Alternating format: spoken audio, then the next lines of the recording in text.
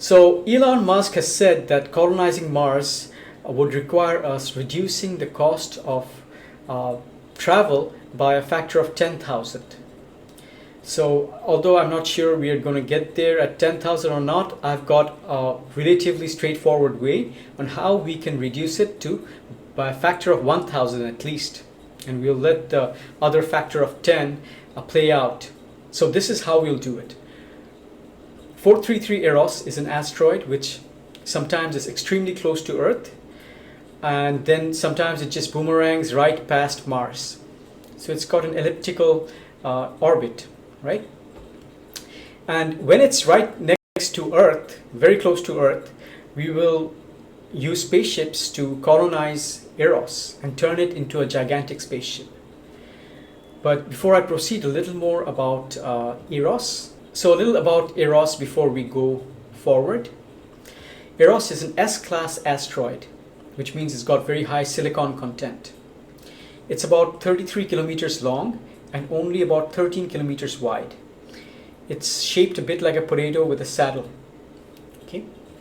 And it's already kind of rotating. The density of Eros is similar to Earth and has large deposits of aluminum, iron, potassium, magnesium, silicon, uranium, and large amounts of oxygen. Okay.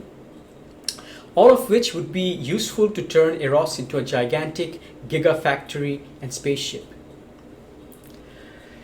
By sending a mission to transform Eros into a gigantic interplanetary spaceship, we would be able to avoid launching a lot of material into space from Earth. Okay, so here is a laundry list of things that you could do with Eros in terms of a gigafactory there, right? Firstly, we could build solar panels and cover Eros, which would generate power, which would be able to, we could use for manufacturing things, or we could even use it for as an ionic thruster to thrust Eros into space, navigate space, right? We could use it to further magnetize the two ends of Eros, which we are rotating using thrusters. And this would protect it, as we just noted, it would help Eros create a radiation shield. Thirdly, we could build a large number of satellites for Mars. In turn, these satellites could be used for communication, for terraforming Mars, for protection against radiation, for creating an artificial a solar shield around Mars, and so on and so forth. Fourthly, we can use Eros' surface that will be facing Mars once we take it into a Martian orbit and cover it with mirrors.